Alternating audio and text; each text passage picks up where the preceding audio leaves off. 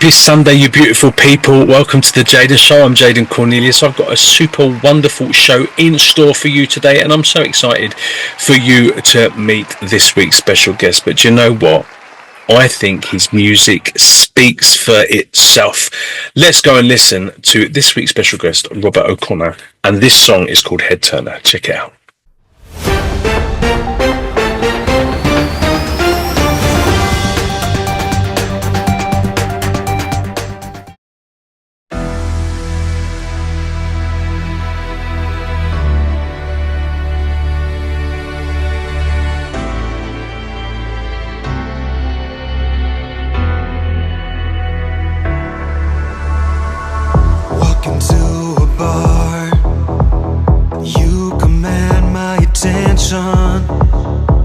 But then I look around and see that I'm not the only one looking.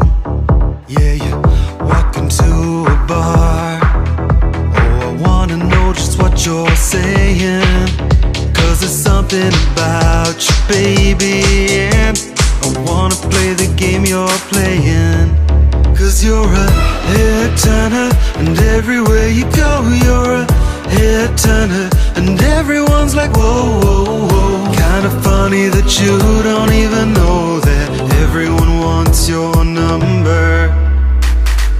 Walk into the club, now everything is better, 'cause you've had the week from hell, I know, but now you are on fire.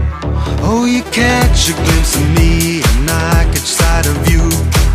I really want your number.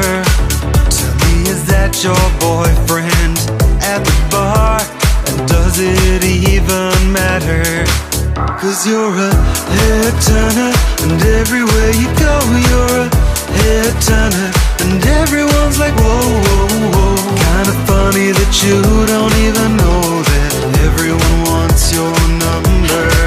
'Cause you're a head turner, the one to stop the show. You're a head turner, when you walk it's like slow-mo, leaving everyone wanting more every time you walk through the door.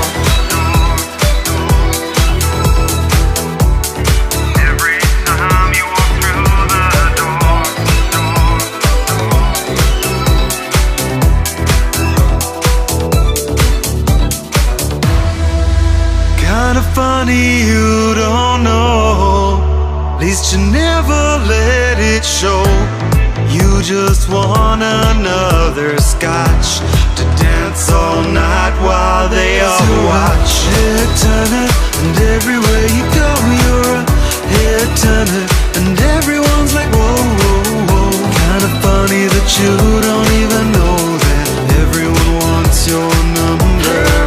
'Cause you're a head turner, to stop the show. You're a head turner, when you walk it's like slow-mo, leaving everyone wanting more every time you walk through the door. Every time you walk through the door.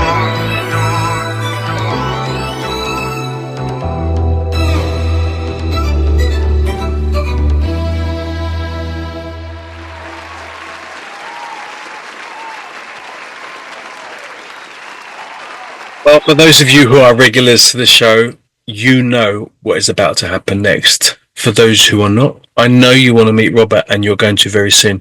But first, we have to quickly pop and have a Jaden Show commercial break.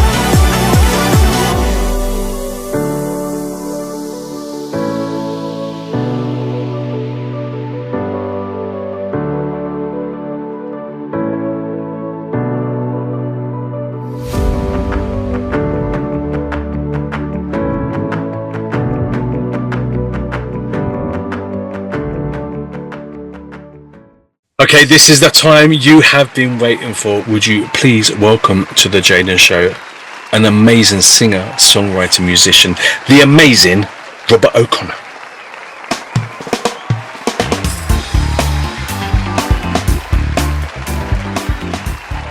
Robertoconnor, how are you, mate? I'm very well. I've had a long day, but I've been looking forward to sitting down and chatting with you this evening. Well, it's good to have a catch up after a long, tiring day. Have you been at work all day?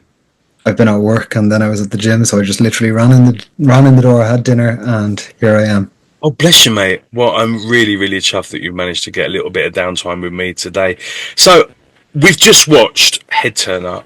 I've got to say that I've been kind of stalking your YouTube and your social media over the last couple of days. So I'm kind of, if there's been a few extra likes all in the space of like a couple of hours, it's probably me because I'm really love what you're doing. So we've just watched Head Turner.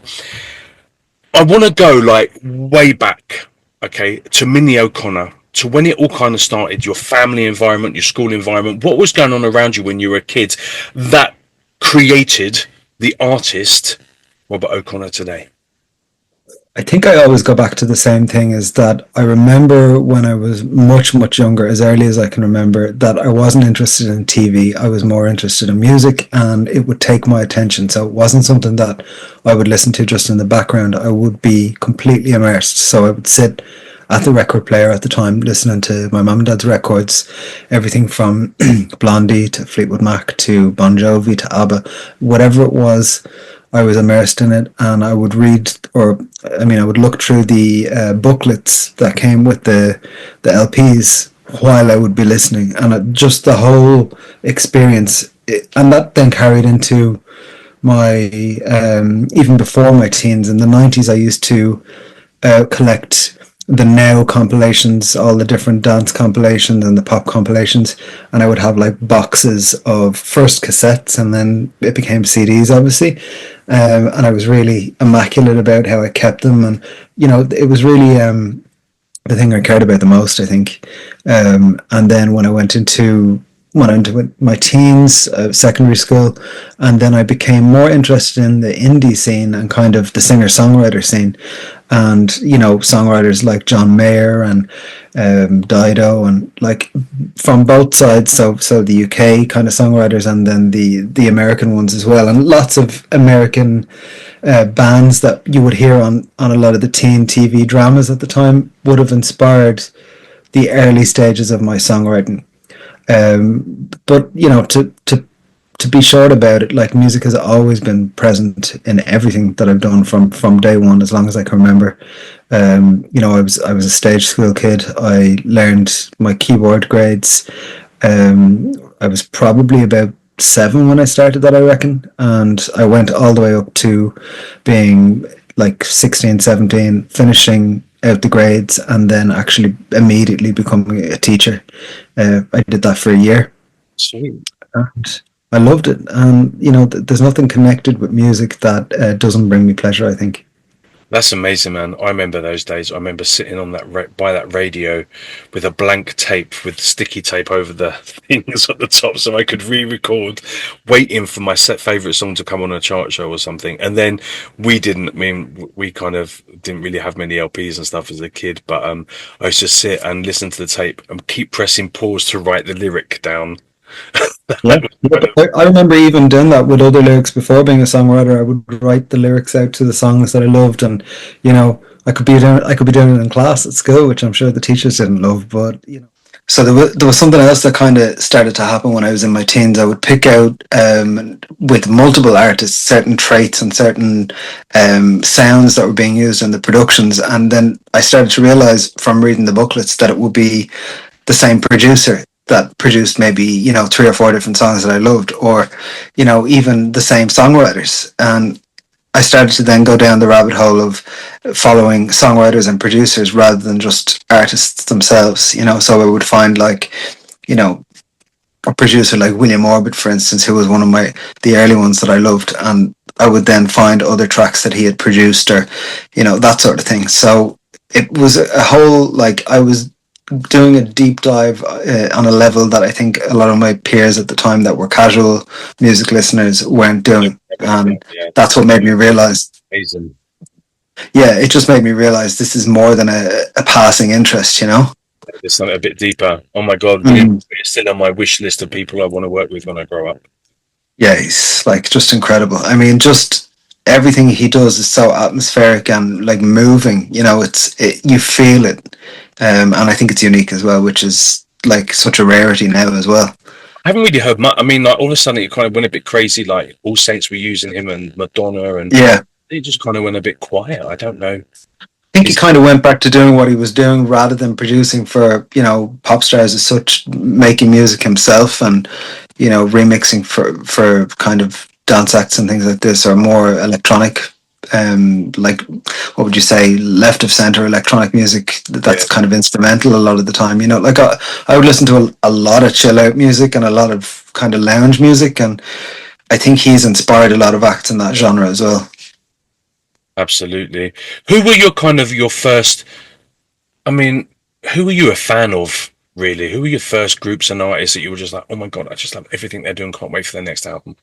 I went through lots of different phases. So before I was buying my own music, before I was buying CDs myself, which would have been in my, I suppose, I probably would have been 10, 11 maybe, tops, I reckon. Yeah, I think I was around 11. And I remember the first CD single I bought was Last Thing on My Mind by Steps.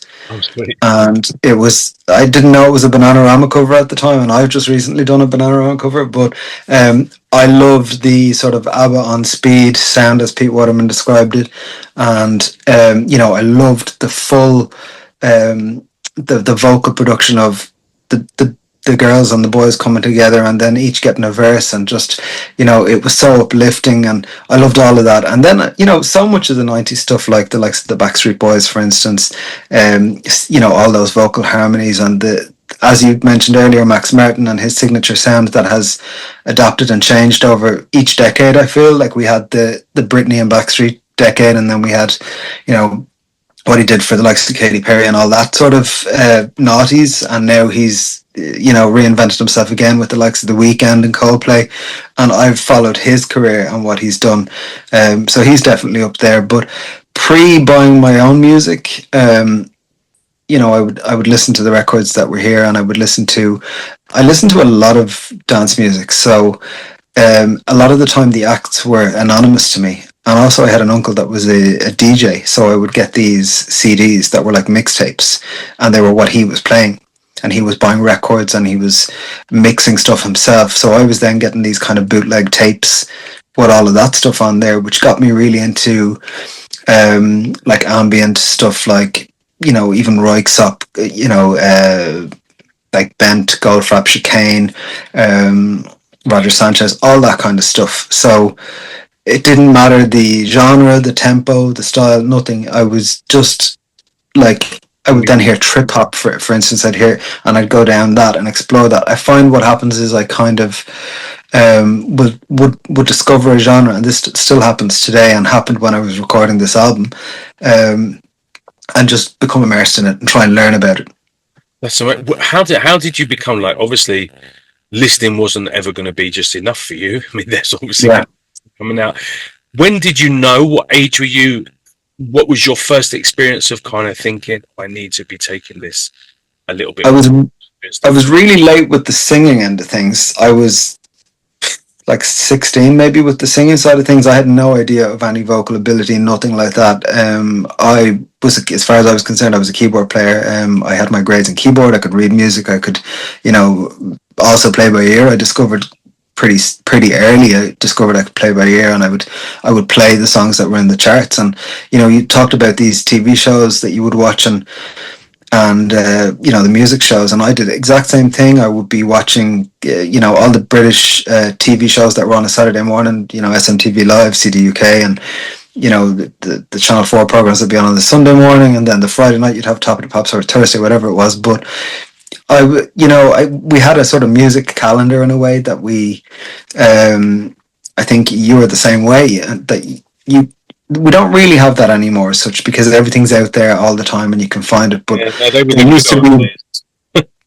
Yeah, there used to be a sense of you were waiting for something, and it would be the same with an album, because the artists would drip feed singles, and it might take you 9 months to get the album. But to get back to your initial question, I think it was when I started to teach keyboard that I realized, okay, teaching is great, and I had both groups of kids, and then I had adult one-on-ones, and that was unusual because I was younger than them and I was teaching, which itself was odd but nice as well. And it's great to be part of someone's learning journey like that. But I also realized, okay, I think I actually want to perform myself, and while I'm enjoying the teaching end of things, I feel like I want to develop my own skill further. And so I decided to kind of go to a vocal coach and just see, hey, like, can I sing or what? Because I didn't actually know, because I'd never used it as an instrument before. So I went and I sang. There was a school in Dublin, like a vocal coaching school, and I sang "To the Men and Back" by Savage Garden, who I loved. Savage Garden was a big influence. And I think I did a George Michael song as well, "The Strangest Thing," which is not the most well-known George Michael song, but it was from the older album, and I think it allowed me to demonstrate a ballad and an up-tempo track. And so I went straight into that vocal coaching and kind of tried to build up my confidence a little bit. And I was quite impatient. I wanted to record demos straight away, and so I did. And then whenever I would have, money from like part-time jobs at the time or birthdays or whatever, I would use the money to go into the studio and record these demos, which at the time were covers. Amazing, man. So it was just something that was destined to happen by the sounds of it. But where did you start becoming the artist? I mean, now you're kind of dabbling, you're making demos, you're doing covers. Yeah. How did you start? About a year. It took about a year. It was basically, I would say, I was doing the demos, and then I wasn't happy with the quality of the demos, and I was saying, no, I want to do it like legit. I want to do it the way real artists do it. I want to go into the studio and work with a proper producer. And no offense to the guys that were making my demos, but it was a hobby, and it was, for me, I get like this with a lot of things. If I'm going to do something, I want to really do it, and do it the way I feel in my head it should be done, in a credible way. And I went to. So I had been listening to, you obviously know the Irish band, the Corrs, I assume. Of course, I sung, oh my God, I sung Runaway yesterday. Is it? Oh, wow, okay. Yeah, what a classic. So I had their album, well, I had all their albums, but I had the album in blue, which had like Breathless and Irresistible and songs like that on there. And I was quite a fan of the production and the style, and I thought, I'm going to approach Billy Farrell, who was one of the producers on there, who happened to live in Dublin. And so I did. I approached him, and I approached another guy called Chris O'Brien, who was a little bit more, Chris O'Brien and Graham Murphy, they were known as the production suite. So it was between the two of those who I would go and work with. And obviously that was going to be a pricey endeavor, but it was something that I really wanted to do, so I made it happen, basically. And I was lucky that I was able to. It was just one song I did, and I recorded a cover of Gabrielle's 10 Years Time. Okay. But we didn't do a very straight, direct cover. We kind of stripped everything back and started again. But it was funny, actually, because I got to the studio and I had asked Billy to, bring in the best musicians that we could afford. And he brought in a guy called Anto Drennan, who was playing acoustic guitar, and he said, I played on the original of this song, he said to me, and I was like, what? So that was just the craziest touch. Like, the song was only a couple of years old at that stage, but to me it was, at the time I didn't know it was going to be a single for me, but it was just, I felt it kind of was in the region of the style of what I wanted to do. When I started out, I was quite more ballad aligned and more like organic is kind of a fancy word for it, but it was like all real instruments. My thing was that I would use all real instruments, so it would be, actual piano, actual drums. We had cellos in. It was very rich and expensive, but yeah, that's how it started. So about a year after I started the demos, I Wow, would man. say. And so what age are you now? I would have been When you're at still... at that point. I would have been. I reckon maybe 19, maybe actually no less. I think probably 18. Wow, okay. Yeah.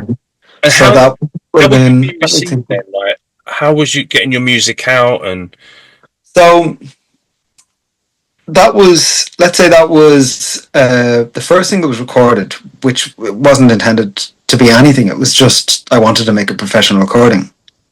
And then when I had that, it was kind of like, okay, well, I'm obviously wanting what next? Like I have to shop this around or figure what do you do? So we had this yearbook here called the Hot Press Yearbook, and it would come out every year, and it was like this industry bible of all the labels, of all the marketing companies, the PR agencies, all the different publications. It was incredible. And I literally worked my way through that and was, kind of cold calling people. And this was pre-social media, you have to remember, so it was yeah, quite different. It felt quite isolated from any of these people, and they were very far away, so if you didn't know somebody, it was kind of difficult to get an answer. But eventually I got it was an Irish independent record label that showed interest, and I signed with them at the time, a year-long contract, and the idea was to release the single and then to release another single and eventually, to record and release an album. But it was kind of, I had already funded, the initial single, as in the recording of it, and pre-signing with that label. Actually, I had clearly decided that this was going to be something I pushed, because I went and got photos taken, for a promotional campaign, for the cover, all that kind of thing. I worked with a guy called Barry McCall. I tried to work with the best I could afford. This guy was like the top kind of, let's say, music lifestyle photographer in Ireland at the time. And I didn't do a video. The budget didn't stretch that far. And I was pretty much ready to go. So I got the label on board, and then I had a publicist, and we pushed ahead, but we had maybe 2 or 3 false starts, and that was when I realized, okay, this is going to be difficult. This is going to be a bumpy ride, this industry. yeah. And I was doing stuff in the 90s, and I was signed to Logic BMG, and we were working with some amazing producers, great, great publicity, and it was just the most difficult time. I remember being like when we were punting for deals, and I think we were seen by pretty much bloody everybody. Our biggest problem was it was 2 black girls, 2 white guys, and the balance of black and white was not working for any record label. They wanted another Yeah. white to the group, so it's still very old racist industry back in the day. And then, but I remember going into like A&R office, like with Simon Cowell, different, or you different A&R guys at the time, and Yeah. seeing bags and bags and bags of the most brightly coloured demos, like tiger print envelopes, tints on, like everyone wanting to get there. They Yeah. said something like 220,000 demos come in yearly, and only, I want to say 200 people a year got signed, but it could even have been 20. But like the law of average, it was the difficult, and for you to do it on your own at 19 years old, I was lucky. I had an ex-friend now who was my manager at the time that believed in me. So, and there was 4 of us in a group. So we had we were all kind of being quite well backed. But for you to do that on your own, that's a bloody mission, mate. Bloody mission. I've never had a manager, not in the traditional sense. I've had a couple of publicists very early on. I've had an A&R guy that kind of shopped my second EP around. I believe it was my second EP. And yeah, it was actually. And, I've had various kind of skilled individuals on board to do certain things, but I haven't ever had a manager in the traditional sense. So I am kind of both my business manager, for better or for worse, and my sort of day-to-day manager as well. And obviously in 2024, that means you're doing a lot of different jobs. Yeah. Or 2025 even, I'm a year behind. Yeah. That's all that time on social media. No, exactly. I think you probably had a very bad experience with my management at the time, and that was the very last manager I ever had. So for the last 20 years, I've literally, I think my, I think my, I don't know, my needs have changed. Now I just love making music. I can't turn that part of me off if I Yeah. wanted to. So, and like we were talking a little bit before the interview, like, even though back in the day you had to be a specific genre, fit a specific pigeonhole, now, since kind of COVID, it's kind of broken down the doors of genre and kind of everything's become a bit of a mash, and now everything's just good music. You kind of play around with Yeah. what you're around with. And I think now, back in the day, having a manager was great, but it's someone else you got to pay. It's someone else to do the stuff for you. Whereas now it's a lot easier. Like when I was touring, so well, I was actually, my group were just signed and Steps were just signed. So I'd done 9 months touring with Steps on their promo tour, Wow. which was amazing. But the interesting thing was, and this is not to diss any of them because I thought they were wonderful. Me and H used to go out before the show and go around the kids, a lot of under 18s and school stuff, and we would give out flyers. Like we were pretty Mm-hmm. much dressing rooms most of the time. Like we got on really, really well. And so we were going out, and so Steps came out with "Boots Good Baby, driving me Mm-hmm. career," with their dance routines, everything. The kids were ripping up the flyers and throwing them on stage Steps. It was unbelievable. And Yeah. we come out with Stuff like that. two beautiful black girls, two cheeky white boys doing kind of Eternal meets Take That. So we were working with like Elliot Kennedy, the same writers, Mike. Mm-hmm. So we were doing stuff. We were like, the kids loved us, really loved us. The boys loved the girls loved the boys. Everything worked really well. It worked really good, and it was quite interesting that because we were kind of sit as a group, like my group Beyond at the time. We were like, I don't know why Steps are so talented, and they've got so much going for them. Like they're really super super great people. But I don't think they're going to make it. They're just not liked. Yeah. Yeah. I think they were signed to Mercury. I can't remember, but you get a big PR company. Drive, I think it was. Oh, Drive, right. You get like Yeah. a big PR company on the back of that. You can't fail. Mhm. We failed because we had really shit management. Yeah, your manager. It's like a coach. It's like in anything, like whether it's in sport. If you've like a bad football coach, you're not going to be the team that you can potentially be. If you have a bad manager as an artist, you're not going to. They can even ruin your career if they Oh no, yeah. if they make wrong moves, or if they have a bad reputation in the industry. It's the same as like an actor who has a bad rep. A bad agent who just runs them into the ground because they're not liked, or they're known for being difficult, or any of those things.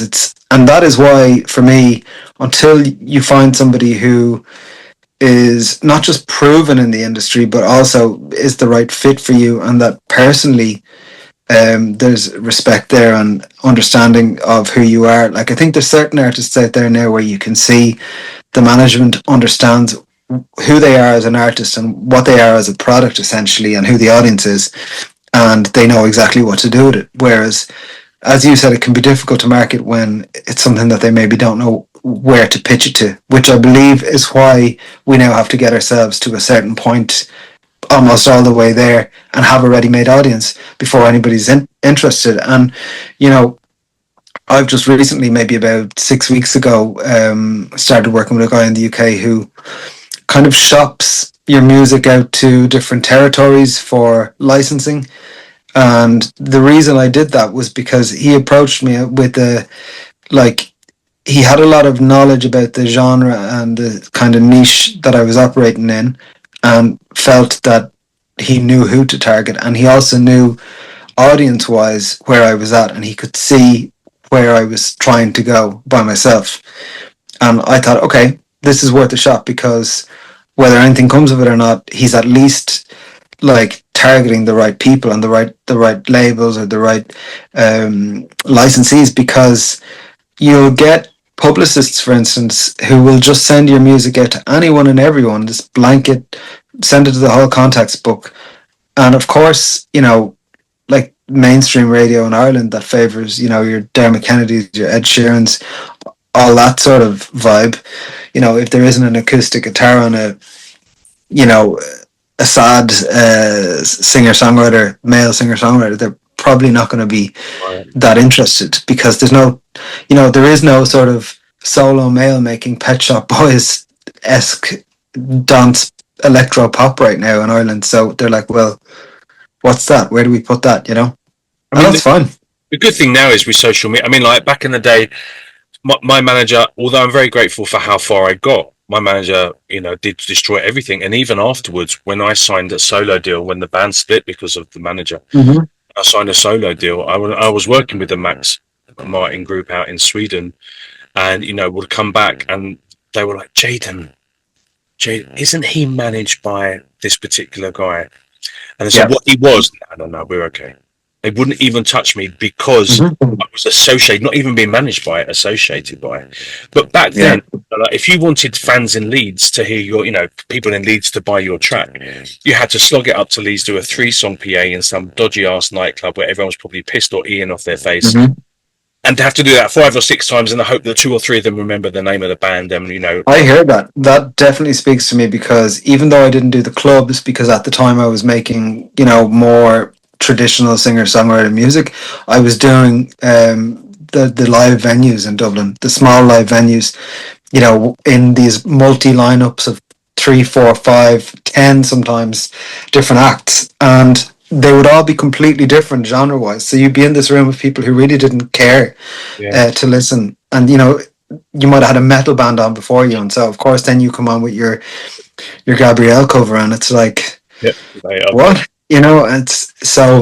It's just misplacement, and I wasted a lot of time on that. And actually now, I haven't actually played live with any of this new music, and until, like, let's say for instance, if there's a gig, it's going to be a very specific gig and for a specific reason in the right venue with the right setup. I'm not going to go back out the way I was 5-10 years ago with an acoustic band and strip all these songs back, because then it takes away everything, like everything that's sort of unique about what people have responded to. And people don't want to go and hear, like, fair enough if it's announced as an acoustic show and you're at that level already where you can afford the luxury of doing that. But I think when you're at my level, you need to, if you've released an album that has done reasonably well with your niche fan base, you need to give them that live, and so absolutely. And you can, I mean, the good thing now is, like, say it was so much work. Like, I've never worked so hard in my life, and it's like, it's just singing. It was like being stuck in the back of a bloody Ford Fiesta for 20 hours of leave a day, doing radio schools, over 18s, under 18s, gay, straight, and dodgy nightclubs. Like anything you could do. 8 months without a break, and now release an album, go for a wee, and I've already sold one in Ethiopia. Yeah, just funny. Myself online. It's bizarre how things are now, but I guess now the competition is also incredible. Before, we were competing with that either 200 or 20 artists.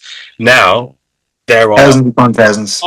Millions. Like, it's to see, and you can't rise to the sort, and the list of things to do that these marketing specialists and all these Instagram gurus tell you that you need to do every day, or else you're it's become this like over hustle culture that I think, for me, it rubs me up the wrong way, because it's like, if you're not getting up at 4 a.m. and doing these 10 things, you're failing, and it's like, as it is, we're all busy, and those of us who are, let's say, independent artists that are self-managed and self-publicized and whatever else, include, there's so many jobs there from even the social media side of things that you already feel like you're failing if you're not doing things 100%. And then you might have a full-time job, like I have a full-time job, I'm commuting, and trying to stay, healthy, and it's like, and keep some semblance of a social life, because what ends up happening is that you sacrifice a lot of those things for, and I did it the first kind of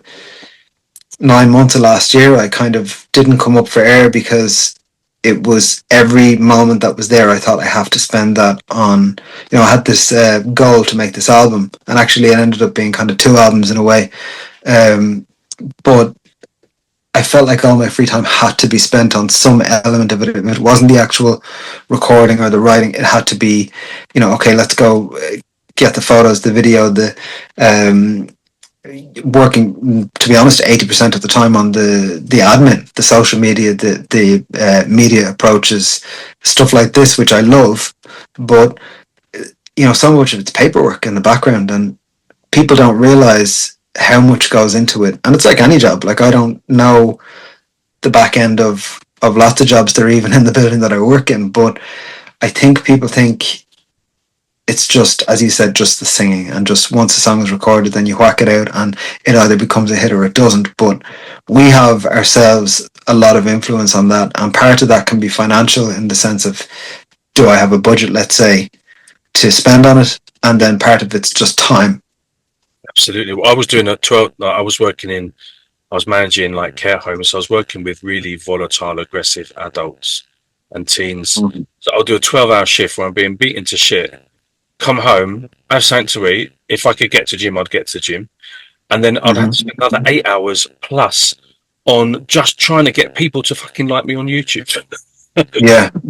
I mean, I feel even if I take a couple of days off, and you do reach a point where you're like, okay, I think I'm probably edging towards burnout. But then there's also an idea will present itself, and you'll think, and I'm terrible at saying no, and people in multiple parts of my life will tell you that. But for me, it's like, when I was making the album, and then very close to the early stages of it, I thought, we had graduated from, myself and my producer Gareth Shortland. We had sort of made that EP in 2022 that we put out, Severance, and I thought, okay, we're going to work together again. It's going to be an album. But then I also had this idea of wanting to make a chill out collection, because I'm so, into that genre, and had never got to go there before. So we did, myself and another producer of mine called Jordan, who lives in Peru. So we've never met. It's very much a long distance working relationship. We made one chill out remix of the first single from the album, and then that door was open of, oh, that's something we can do. So suddenly I was working on two versions of the album. Right. And then deciding, initially it was the idea that, okay, maybe one will come out, and then 6 months later. But then I thought, you know what, in a way, if this entire package comes out together as, coinciding, and we have singles showing both sides of it, that's something different. That's an angle, whereas if I release the album, what separates it from everything else that's happening, at my level in pop right now.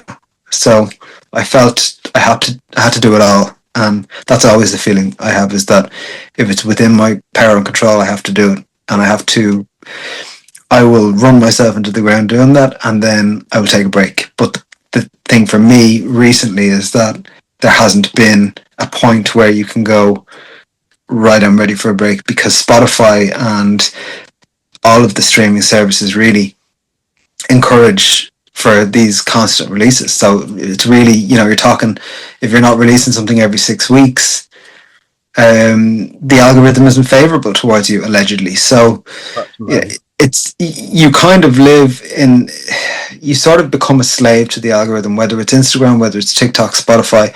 They're all in some ways social media, even though Spotify is, music specific, and it's a music streaming platform. But in a sense, the algorithm is still there. And I just feel like so much of our time goes to trying to figure that out and, play by the rules. And because if you don't, you get punished, and it's just, it goes on and on and on. It's, I was telling it. And the joy, like when you were back in the day listening to music, writing down the lyrics, blah, blah, blah, it was just magic. Is that lost now because of the intensity of the industry, how it's just changed to become so algorithm, TikTok based now? Yeah. Oh, for sure. Yeah. But where I've managed to not allow that to happen is by not, surrendering to making songs for TikTok, let's say. So I'm not in the studio thinking, oh, it's got to be 2 minutes and 20 seconds. If you listen to the album, all the album songs are a generous, normal length. So if they're all over 3 minutes, some are over 4. And then I will often release single packages with an extended mix, an acoustic version, a remix by a remixer that either my fans like or I like. And so I'm still, in my release formats, aside from the fact that it's digital and streaming, I'm still acting like it's 1996, in the sense of I'm giving, you remember back in the day we would have, often CD1 and CD2, and CD1 might have a B-side or a bonus track, and the CD2 would have remixes and the instrumental. And I think that really, really influenced me, and I felt very nourished by the artists back then, and artists like Pet Shop Boys, who would just release so much music. The volume and the quality control was there, but there was also quantity. And now, if you look at a lot of the modern artists, it's a one-track single on Spotify, and if it's multiple tracks, it's like sped up version, slowed down version, and that's TikTok related as well. So I have managed to like sort of dig my feet into the ground and not go along with that, for better or for worse. You know, there's certain things that I will do to make myself more favorable to, like, there's a chart out there, for instance, that they say, oh, your song has to be 4 minutes or less, or we won't play it. They have a radio show and then they have a corresponding chart. So I said to the producer, well, the single that I have out now, Hard Rain, which wasn't planned to be a single, but the listeners responded very well. And then there was a request for remixes from a guy called Sakura, who specializes in 80s remixes, mostly on YouTube. And so I released it, and I've lost my point now. But basically, what was I saying before that? You said that having to stick to certain time limits and bits. Yes, so we made a radio edit that was like, let's say, less than 4. It was 3 minutes 10 seconds, something like that, because otherwise we would have broken my run of placements on this chart. So that there are certain things that you do that end up costing you to do, both time and money, just to appease these establishments.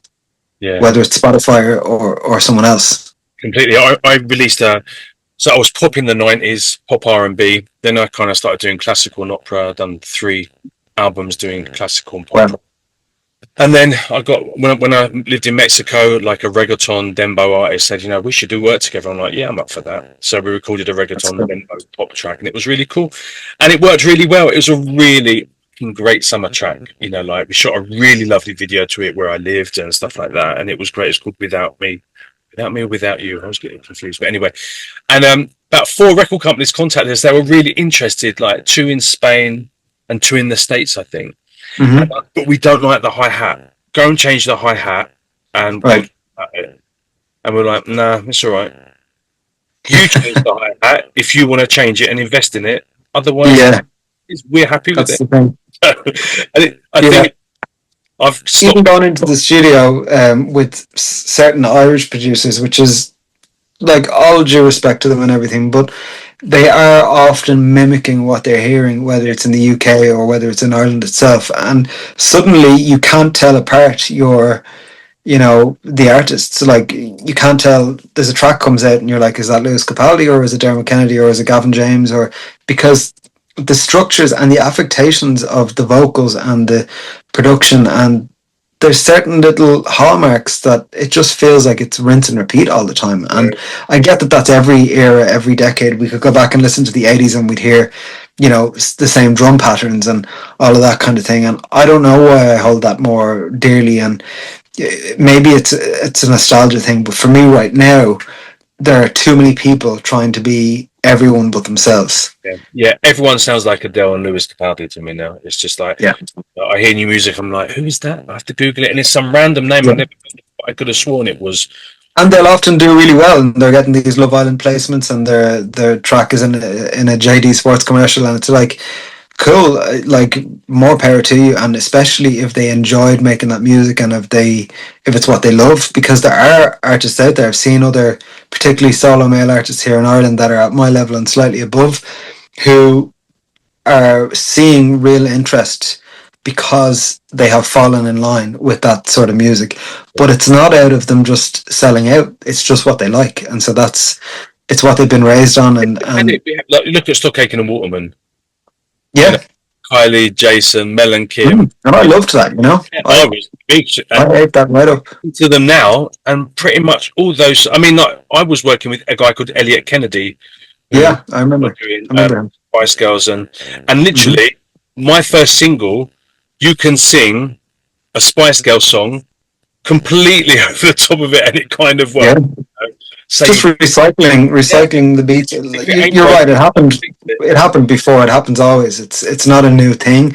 I think I just have less tolerance for it now. Maybe because the particular genres where I notice it happening most are really hammered on Irish radio, and probably British as well. And so I just I don't listen to it, but I'd be sitting in the barbers and I'm like, there's 4 songs in a row played, and it's just, it all washes into one for me. Yeah, I remember I was doing classical music, and of course I'll get invited to do like shows with people that have been in the West End theatre and stuff like that. Mm-hmm. But I'm a pop boy that's had very little training, but I'm lucky that I'm able to sing classical and popular music. But these are highly trained musical artists, that have been to Lane's Theatre Arts or wherever.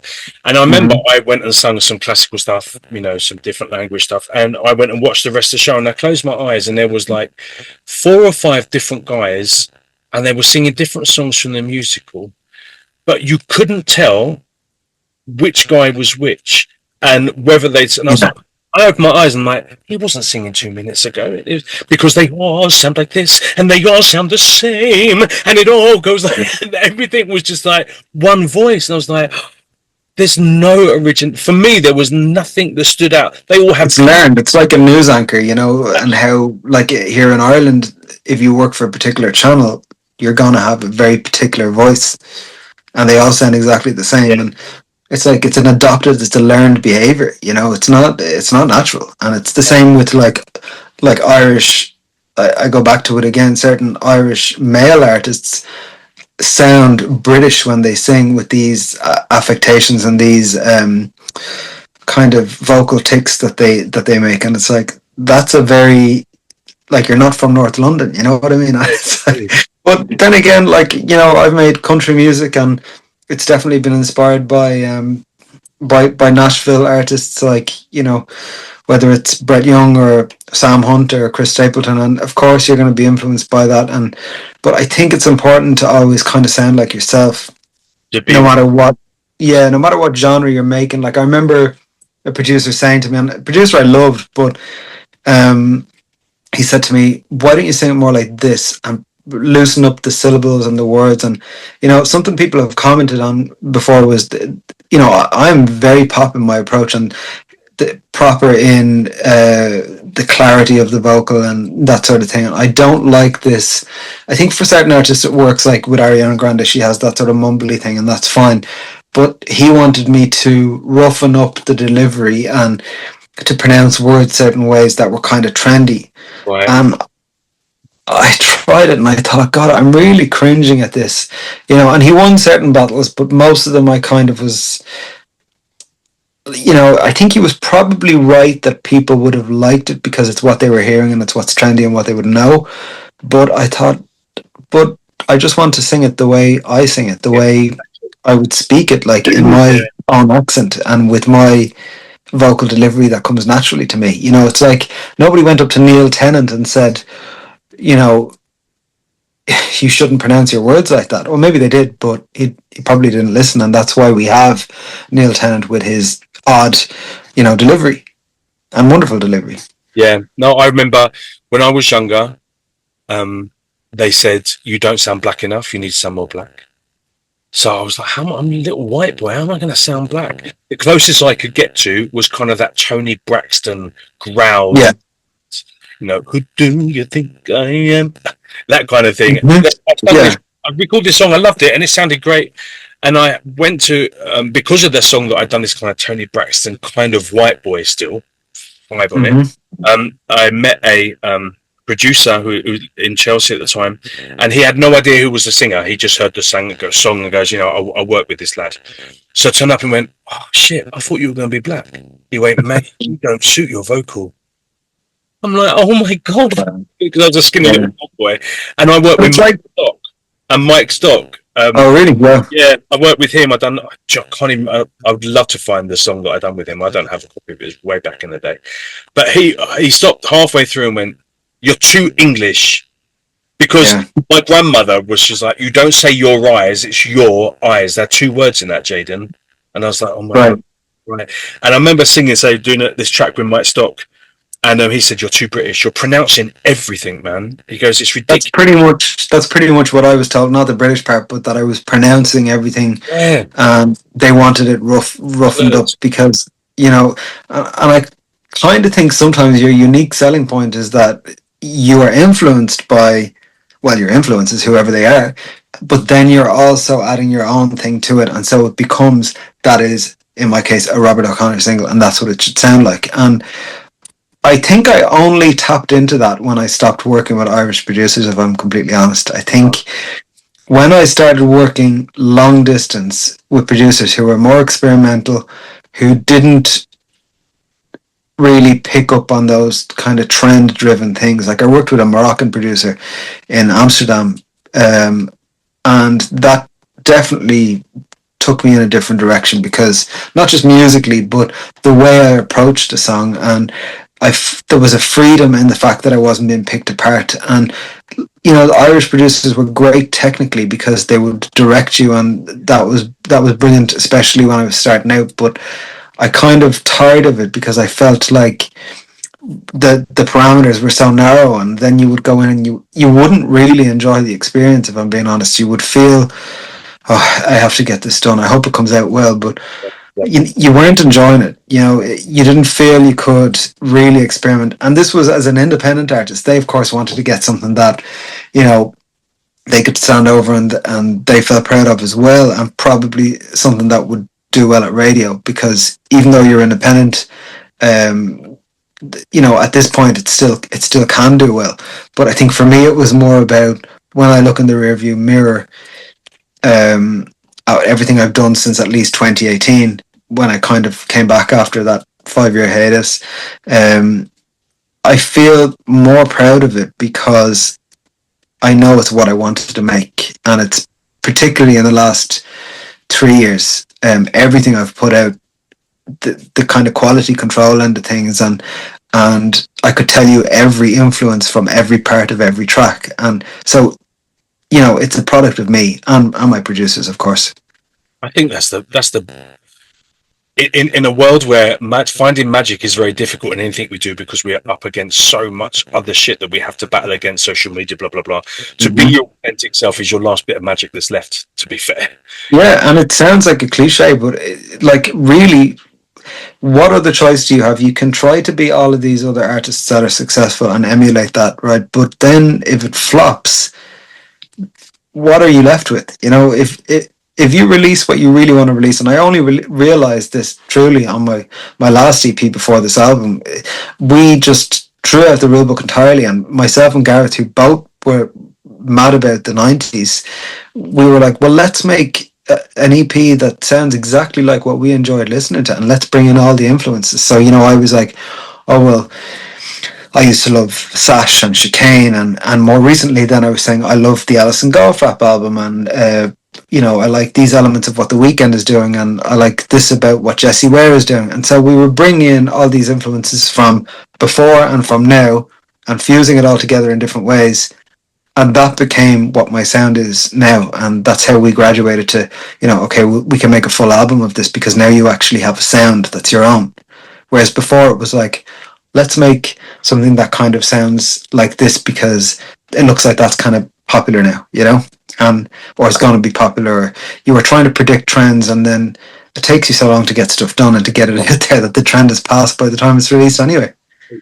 Unless you're on TikTok dancing with a semi and speedos, and then it doesn't matter what's passed. That's the only other thing. Yeah. Like, I just can't go down that road. It's just I wish that I could, and I think I've made certain attempts in the past when my arm has been kind of twisted, because you think it can lead to other things, and then it just feels forced. And it is funny because you do see the numbers change and you see people responding in a different way.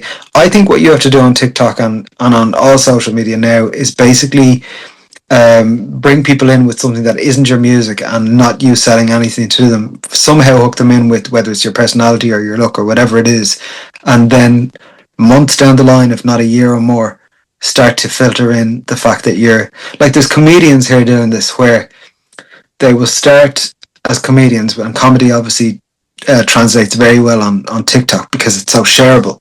Yeah, you know, and people are much more willing to share a funny video than they are, oh, will you check out this new song by this Irish artist? It's like, okay, for some reason most people are really reluctant to check out new music outside of what they what they already consume. I don't know why, but they are. Whereas, so the comedian here that I'm referring to, he then transpires that he's a singer as well, and a really good one, and he plays guitar, and I'm like, oh, how did I not know this? I didn't know it because he waited a long time to introduce that element of himself.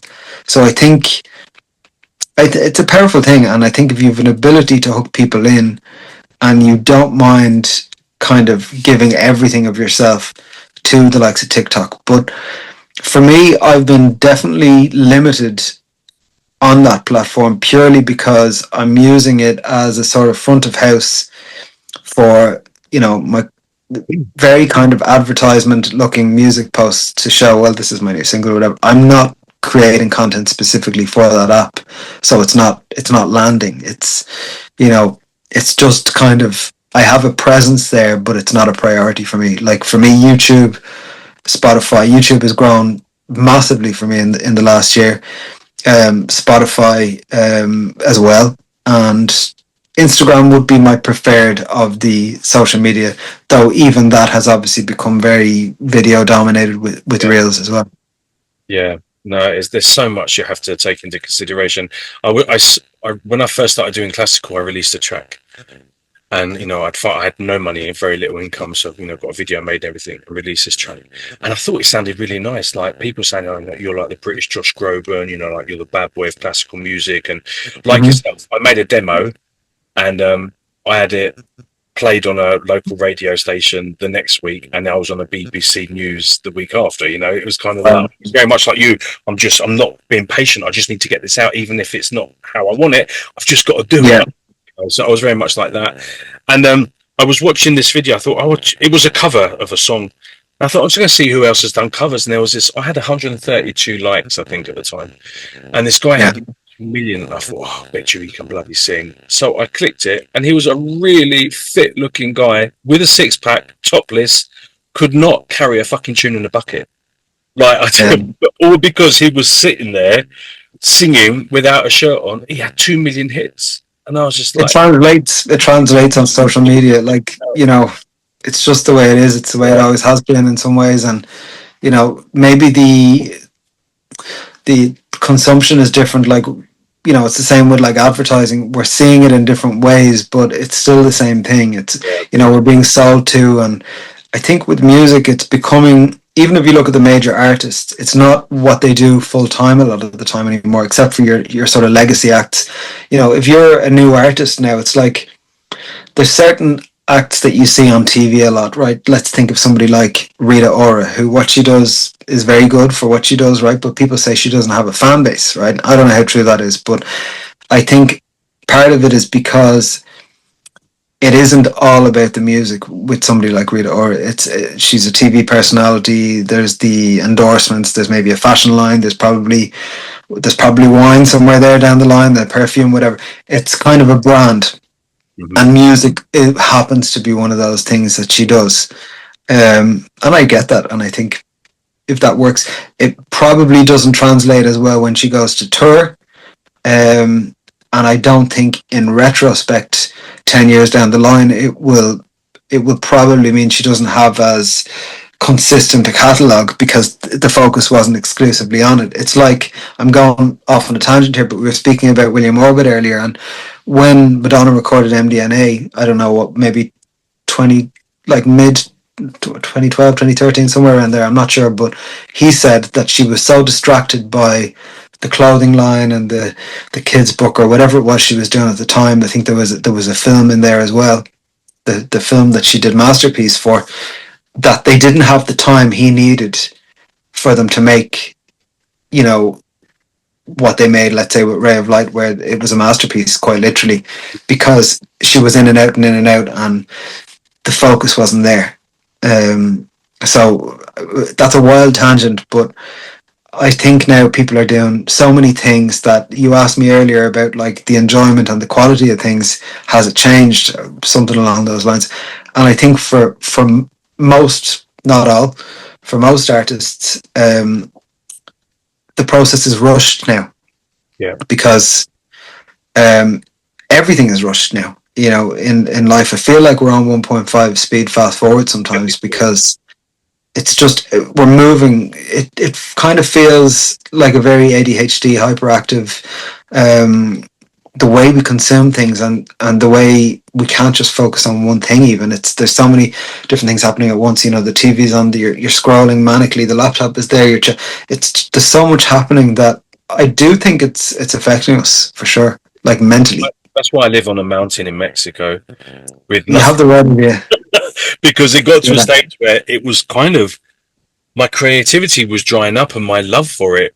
I mean, I couldn't stop it, but my love could change, and it became something quite negative. And I thought, well, I have to change my approach to everything now. Like, I can't, for me, my thing was, I'm not doing anything with expectations, because for me, expectations created disappointments. I'm doing It does. the best ability, because I love doing what I do. That's it. And whatever. And I've explained that to like trolls, even on social media. I'm sorry to cut across you, but it's just one of those things where, like, it shocks me that people come at you and they say things like why are you still doing this, or like it's not going to happen, or whatever. And it's like, what's not going to happen? What is making it in 2025? Like, I've already made what I want to make, which is the album that I've just put out, and the one that I put out in 2022, and I've just released a chill out collection, which was a lifelong goal. I'm like, the joke's on you, because I already made it. I've made it, I've put it out, I've had some amazing reviews, I've had, lovely feedback from the listeners.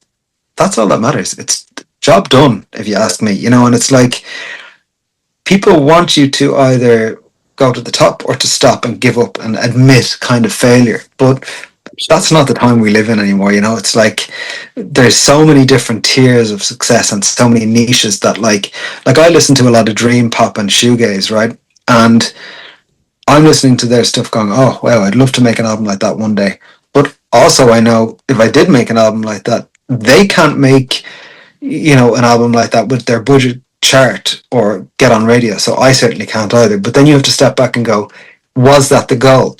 No, the goal was probably put out the album because it's their work of art, and then bring it on tour to these small venues and play to the fans that are, I went to see Still Corners a couple of years back, just after COVID. It was the first concert I saw after COVID, and they played in this church. It wasn't particularly big, but I have never seen an atmosphere like it. All the fans knew all the words, even though if you asked somebody who's Still Corners on the street, they wouldn't know. So I think we're in this period now where, if you find your niche, keep feeding them and giving them what they ask for, and then surprising them as well. And kind of forget about the mainstream, because if it was meant for you, it would have happened, Anyway, yeah, completely. I want to talk about your album, Swimming Against the Tide. Mm-hmm. So, how is it going? Like, what's happening with it? Tell me about it.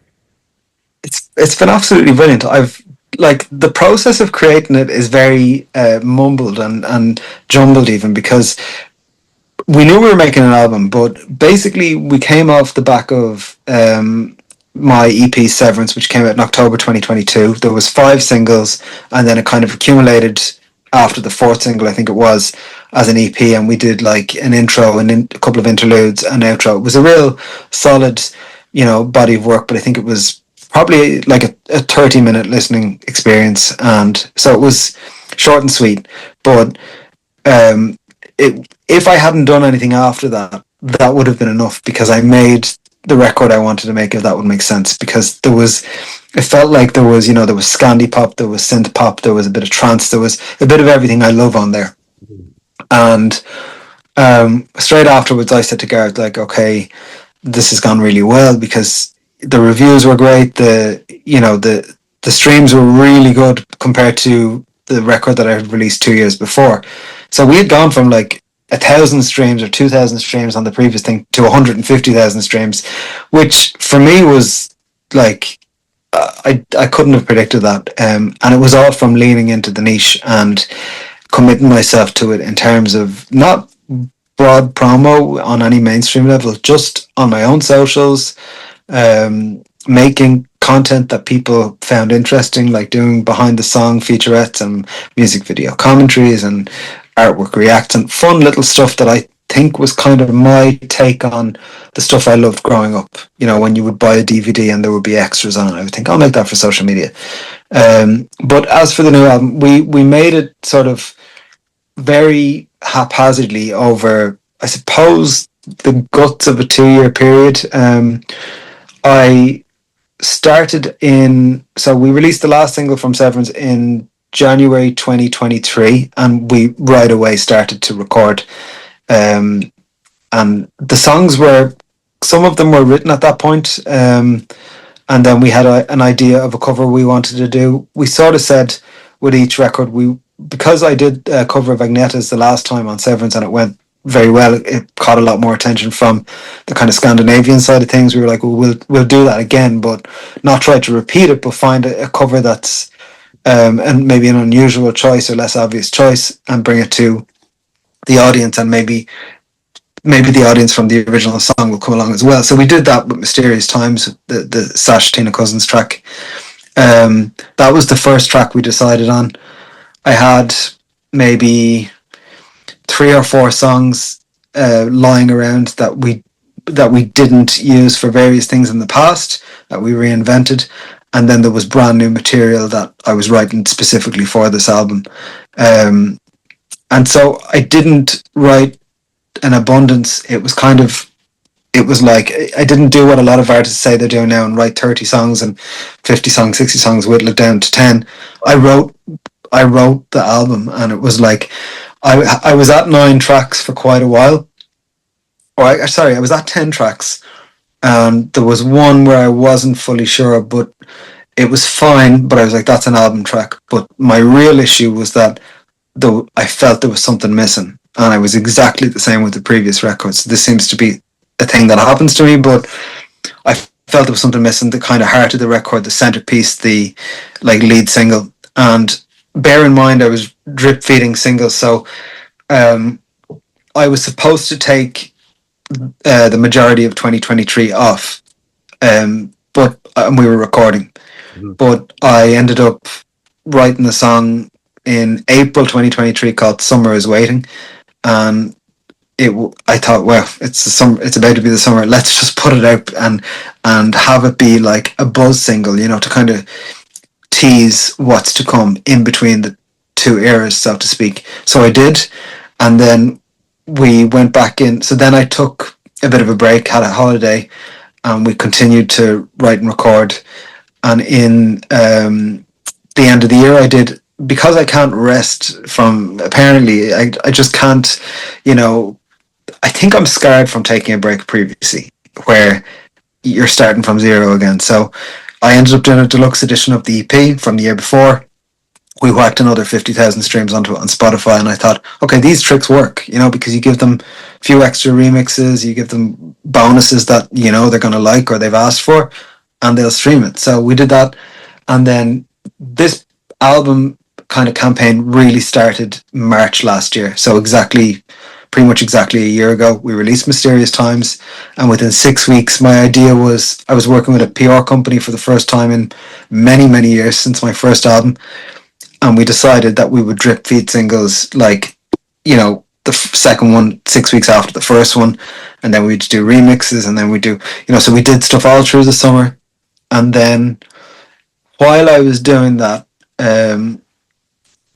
I wrote a song called Something Strange, and I sent it across to Gareth. We technically finished the album at this point, and I think we had also decided that this was going to be, and I haven't said this actually, but this was going to be our last project together, because we had done the EP, and then we thought, okay, what else can we do, and without making it stale. And I brought a lot of different influences and said, let's do an album. And we said, we'll do an album, but on the basis that that's it then, and then we'll go our separate ways and do our own thing. So I kind of think Gareth was already moved on in his head, but then I sent him a voice note of me singing Something Strange, literally in my kitchen, totally off the cuff into my iPhone, and he was like, oh my God, that's the one, like. So he was like, we have to get this done. So he really, really rushed me along.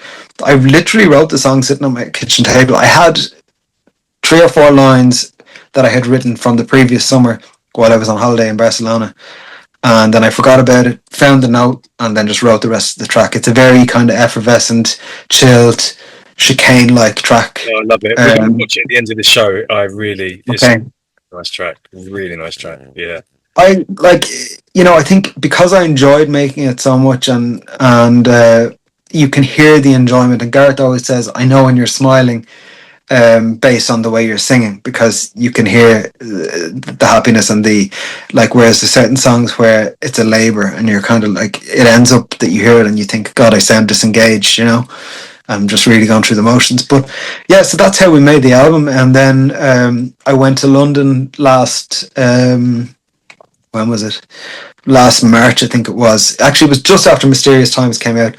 And so we had the cover, we had the kind of original tracks, we knew the layout of vaguely what the album was going to be, and we kind of had a roadmap in our heads that it would maybe come out in October, November last year.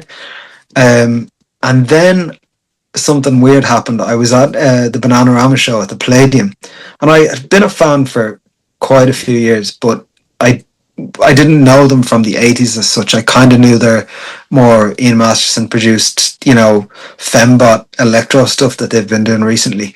And I liked it. But we went to see them. I loved the 80s stuff. I loved the new stuff. But then I heard this ballad that I had never heard before called Trick of the Night. And it was quite a dark, sparse, electro 80s ballad. And I thought, my God, that is like the exact kind of ballad I would want on my album. I didn't have a ballad or a down-tempo track, and our aim with this album was to make that sort of pop pick and mix album that you would have heard in the 90s, let's say, or even in the 80s, where most of it's up tempo, then you have a couple of mid tempos, and then you've one kind of ballad that it's the soul ballad on the record, but that it really stands out. And if the friend that I was with on the night said to me, that track, like, do you know what track I really enjoyed? And he was describing it to me, and I said, that's mad that you said that, because as much as I love all of their stuff and the up-tempo stuff, and they were amazing live, like the fact that it was I'm not going to say it was a zero budget show, but there was no smoke and mirrors. It was the two women there singing with there was nothing happening aside from banging out these classics, one after the other. But Trick of the Night resonated with both of us, and I thought, okay, that's a sign, that's something special. I went to Gareth and I said, do you think we could do 2 covers on the album? Is that too much? And we kind of felt like, because we were doing 10 tracks rather than 5 this time, that it wasn't too much, and that there was enough original material there to get your teeth into anyway, and it wasn't like the most obvious cover anyway. So a lot of my audience probably wouldn't even know it, because I didn't know it. So we did it, and that was it. The album was completely finished last summer, and it was sitting there, and I had Something Strange, and I thought, what month was it? I was on holiday for like just a week in August, we'll say, and I came back, and then I actually got a promotion at work, and it pulled my attention away from what I was supposed to be doing, because I was learning every day and mentally exhausted, just kind of trying to adapt to this new environment, and which I loved, but it was a big change for somebody in their late 30s that had never been in that sort of corporate environment before.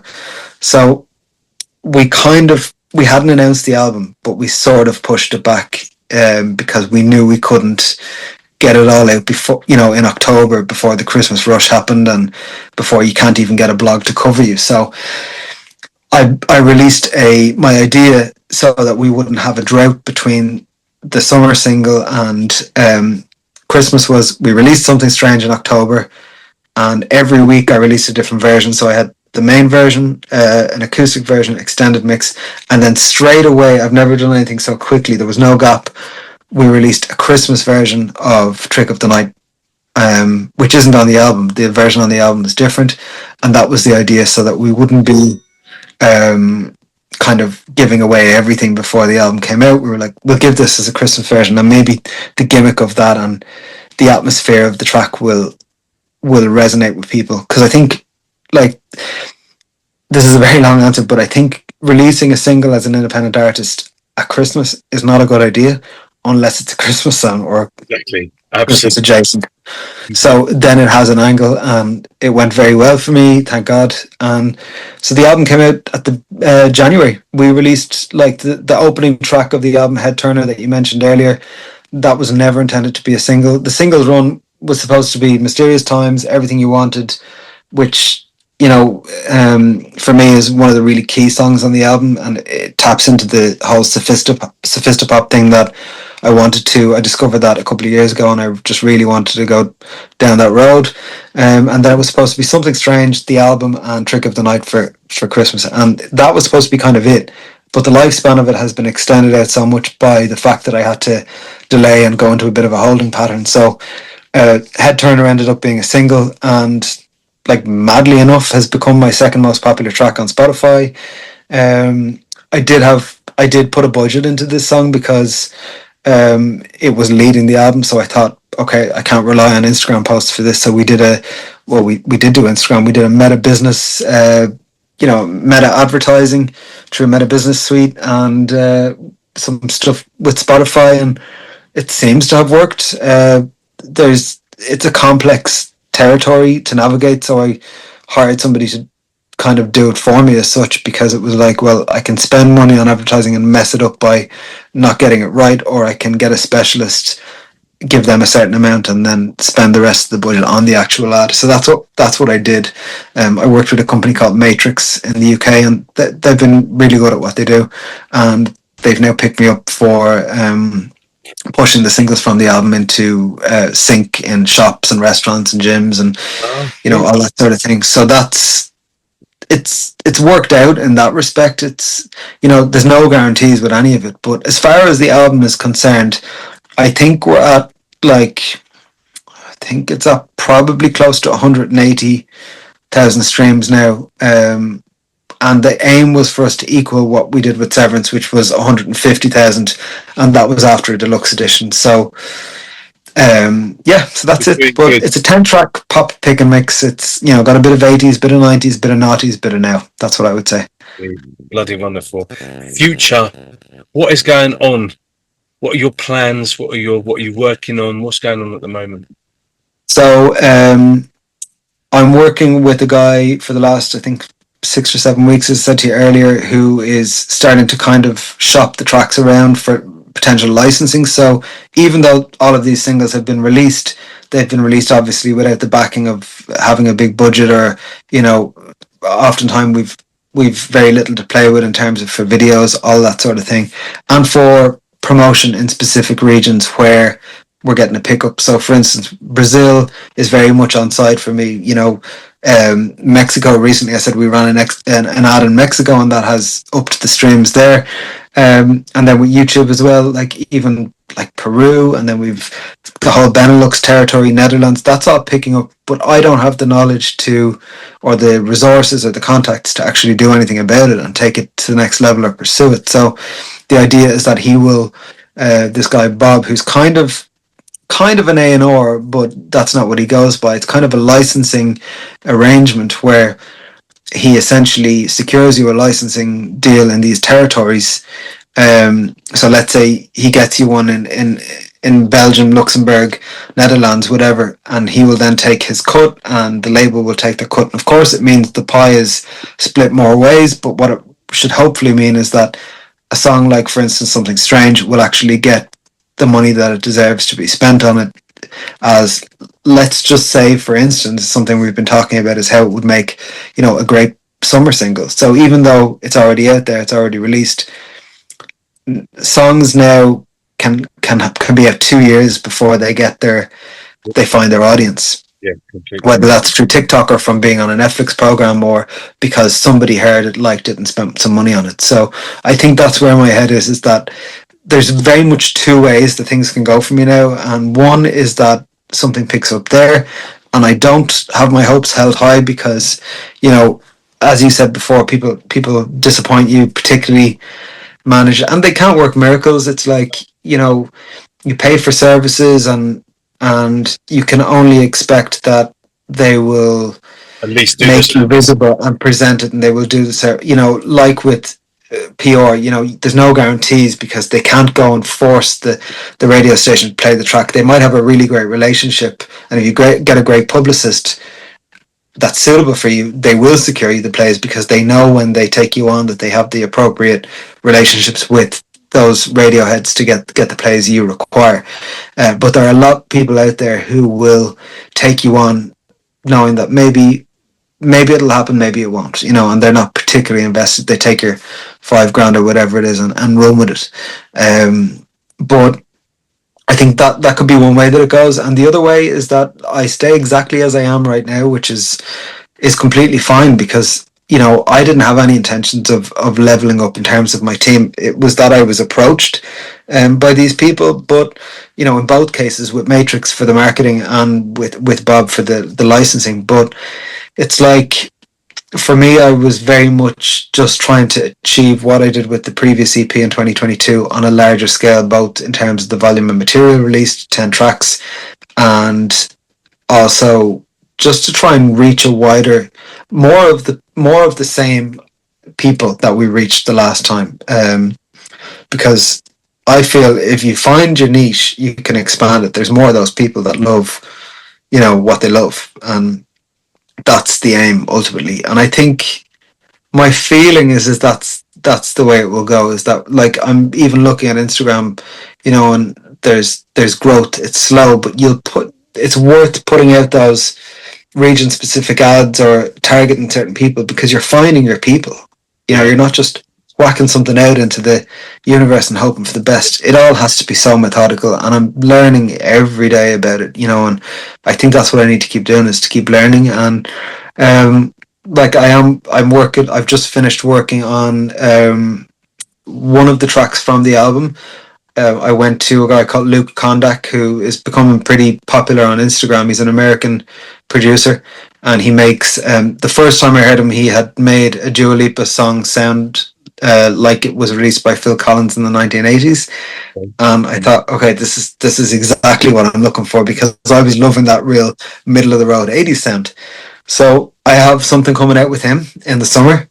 And so we're not finished. Like, by the time we get to the end of this campaign, I think I've released every song on the album. But it's just, I said years ago in 2018, when I came back to making music, I said I only write singles. And even though this is an album this time, I think there might still be some truth to that, is that everything I write, I always wanted to kind of have the standard of, could that be a single? Yeah, it probably could, you know? And that's how I think I've managed to have that quality. And obviously there are songs that can be more niche and not as obvious, but with this album, I think every track is commercial. Every track kind of sounds like it could be a single.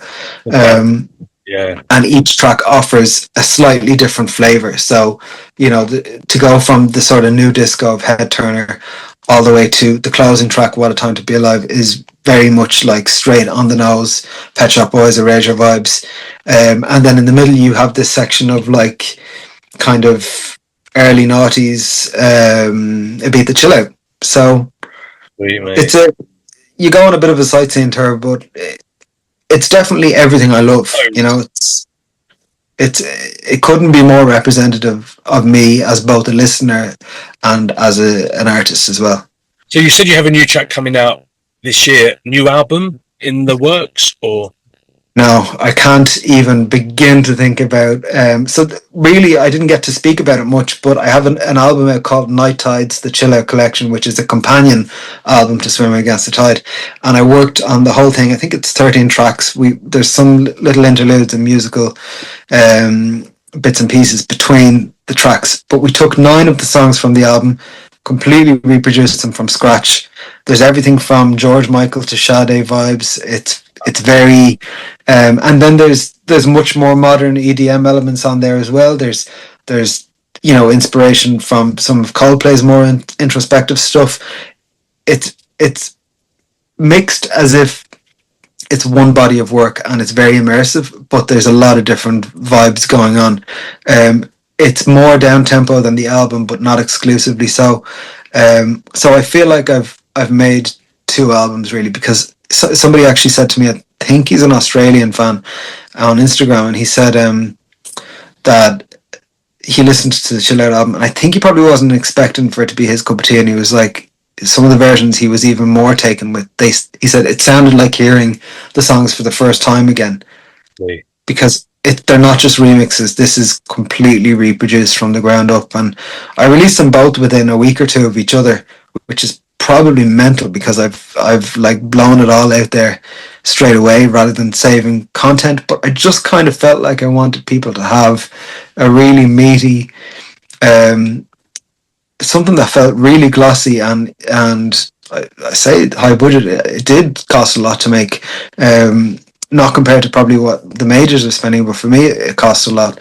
But it also is, as cliche as a complete labor of love. We worked on this, the Chill Out collection, we worked on every single day since like not Christmas gone, the Christmas before. We started then just before New Year's, and myself and Jordan, we every day we worked on it, back and forth and back and forth. Like, he's in Peru, so he's sending me mixes during the night. I'm looking at stuff and isolating stuff and sending it back. Well, let's change that, and mixes. Like, we have endless lists of versions. So what you hear at the end of this is really the result of two very intensely OCD people that are like, you know, listening to the, like, I would hear a tiny detail in a synth that I'm like, I just don't think that works. I would rather if it was like this. And I do that with Gareth as well. Like, there was a synth in there and I was like, what if that was more like the synth and Lay All Your Love on Me? You know, he's like, what? But he gets it, and that's how you get the sound you want, is by having all these references and not being afraid to use them and talk about them and think, is that very uncool? All right, it's then that makes me uncool, and that's fine, because the music is representative of me. You know, it's not me trying to be what I think people are going to love. No, and being your authentic. No, well, yeah, but no new album. No new album. Not at the moment. Okay. And also, more a year and a half time when you've recovered from this trauma.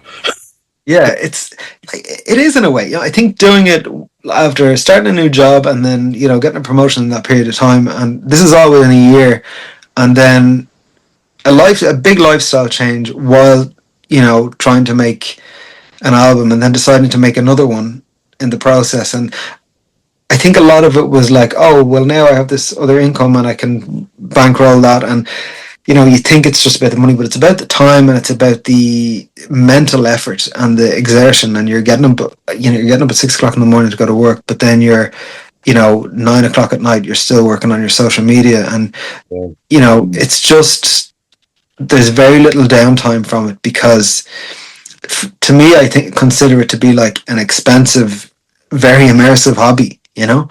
Yeah, it is. And we're lucky that we're in the day and age where we can do what we do remotely. Yeah. Studio. Back in the day when I started, and it Absolutely. Was tapes and just someone there cutting and sticky taping. Yeah, we couldn't do it. No, you know, even like 24 hours, literally, you'd probably sleep in a studio just to get off of your vocal track done.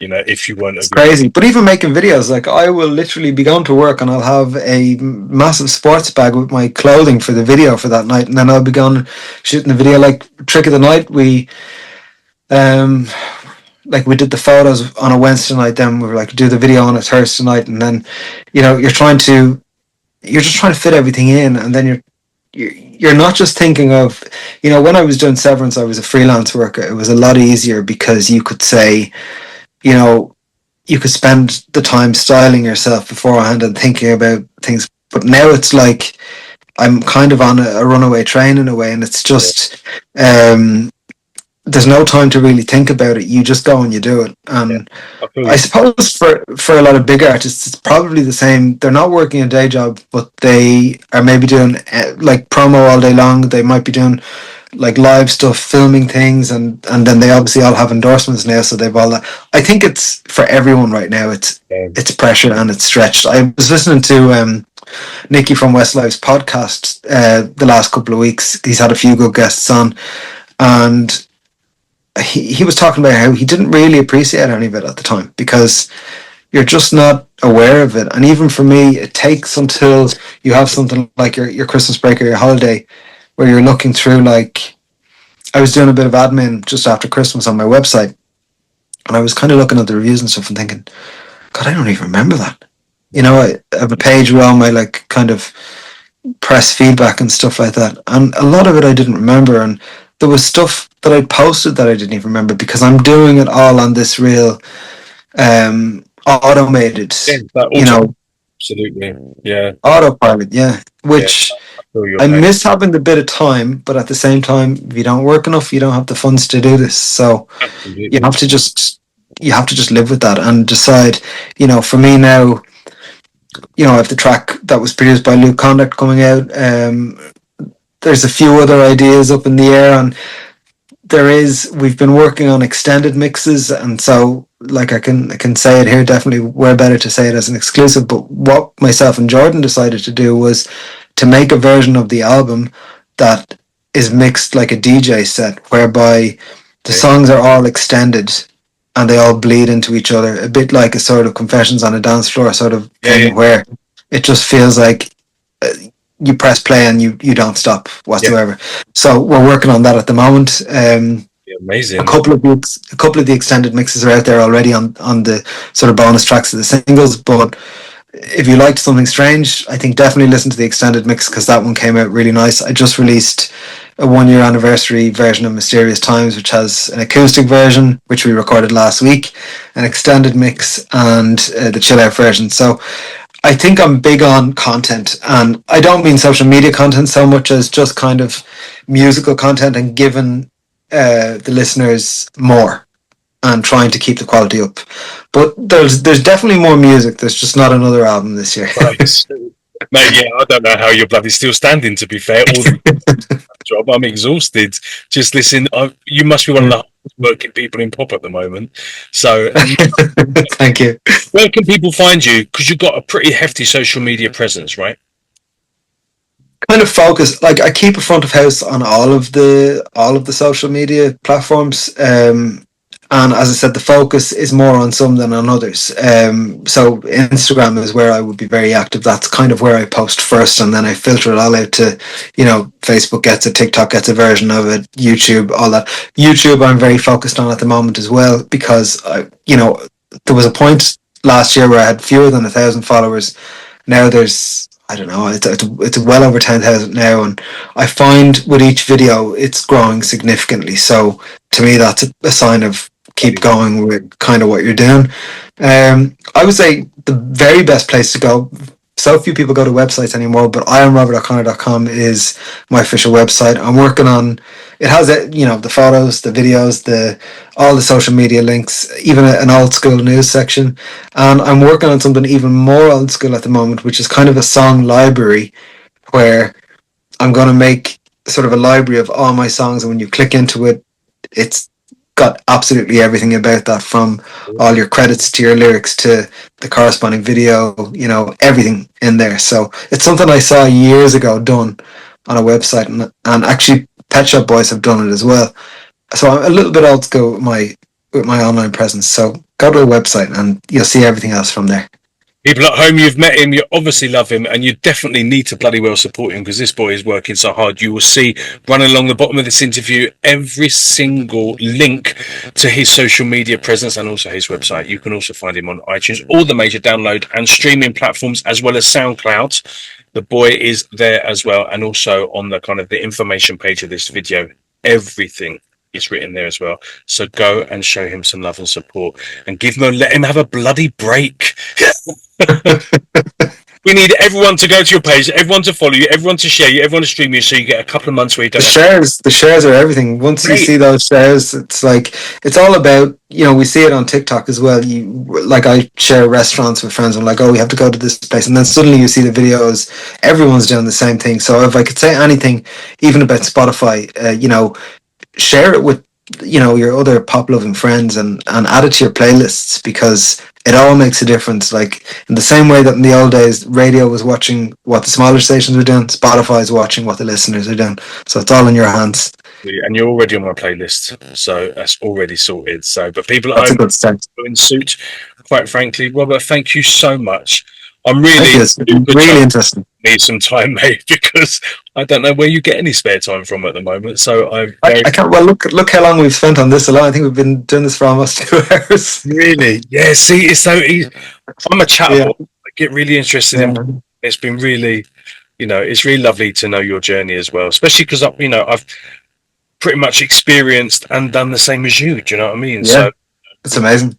I'm a lot older, but I kind of do feel your pain, dude. So I know how difficult the job can be at times, and yet you still to stay your authentic to create what you were creating is bloody magical, mate. So Do you know what, if I could say one thing, even to all the other artists out there that are in similar positions to me, I think the main thing is to be our own cheerleader, because while nobody else is, before all these nice reviews and before all these nice listeners, I was, I was like less than 1,000 listeners with none of the blogs interested, and it's kind of like, and none of the radio playing my tracks, and I kept cheerleading myself and thinking, I love what I make. Other people, there's gotta be other listeners who love this too, and I found them, and there's more out there. So if you're in a similar position to me, just keep pushing, because it sounds patronizing, but it's like, if you can believe it, you're halfway there, honestly. absolutely, no, 100%, mate. Robert, thank you so much. I do wish you all the love and success on all the albums, actually, because they're all amazing pieces of work. All three of them. It's three, right? The EP and the 2 albums. Yeah, there's the EP from 2022. There's stuff before then as well. It's just of a different vibe. So there's an EP from 2020 as well, and then lots of singles from before then. And you can go all the way back if you want to. But everything that I would say belongs in this current universe of what I'm making is from 2022 onwards. Sweet, mate. Well, total success to you, mate. I hope we'll get together when you do your next album in a year and a half, 2 years' time, and we're going to talk about it. I hope you've quadrupled listening figures and your viewing figures as well. That would be great. So let's hope so. We do need to stay in touch. I love a success stories, and I can see this one growing. I'll do my best to give you one. I appreciate that. So much, buddy. You take good care of yourself. Thank you so much for being part of the Jaden Show. We're definitely in contact, mate. Thanks a million. Cheers, buddy. Bye-bye. Thank you so much, Robert, for being part of my show. Thank you to you lovelies for watching, for tuning in again this Sunday. I'm very, very grateful for you checking out my show and allowing me to introduce you to some lovely people. Please make sure before you turn off your computer that you've gone and checked him out on his plethora of social media platforms. Go and check him out everywhere, and make sure you are downloading and sharing his music from his music streaming and download platforms as well. Go and check out his website. Go and see him on SoundCloud. Go and show brother some love and support. Thank you so much. I am not going to leave you without any more music. That would just be ludicrous. We are going to listen to another song, which is called Something Strange. You've heard him talk about this song quite a few times during our chat. You're going to get to see that before the end of the show. Please, please, please come back again next week. Come and join me again where I get to introduce you to another wonderful person. Please make sure you have subscribed. Please make sure you share. You've listened to Robert and understood the importance of sharing. Please make sure you share, like, comment, subscribe, follow. That's your homework for this next week, okay? And I will be back next Sunday with another Jaden Show with another spectacular person. You take care. Stay beautiful. And enjoy Something Strange. Bye-bye.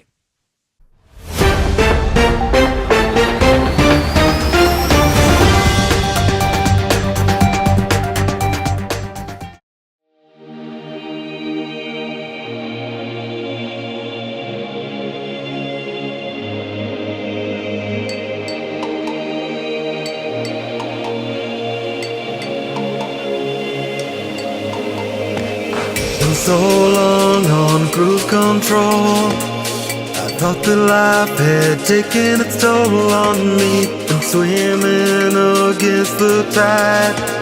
I'm doing it for the longest time, you know. I thought that I had missed my chance. I'd given up on my last dance with love. there you were in front of me.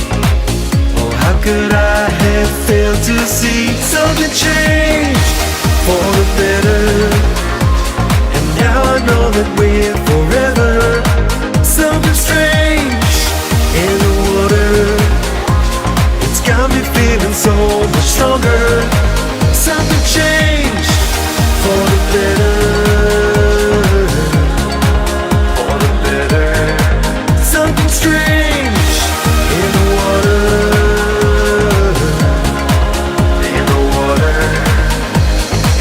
Been so long just wanting more, I couldn't find my voice to say it loud. Been hiding deep in the night, been raising glasses, dancing under lights. I thought that I had passed my best, I felt that I had failed the test of life. But there you were in front of me, my golden opportunity. Something changed for the better, and now I know that we're forever.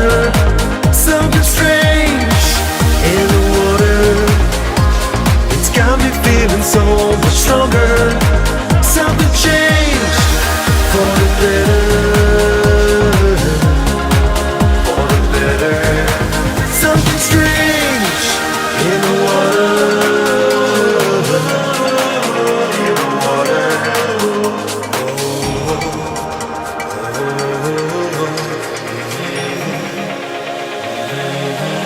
Something changed for the better, and now I know that we're forever.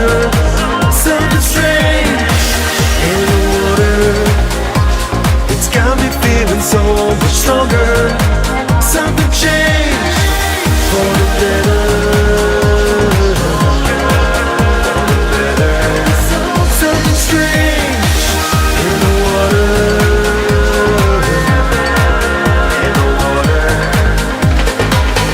So long on cruise control, I thought that life had taken its toll on me. And swimming against the tide, I'm doing it for the longest time.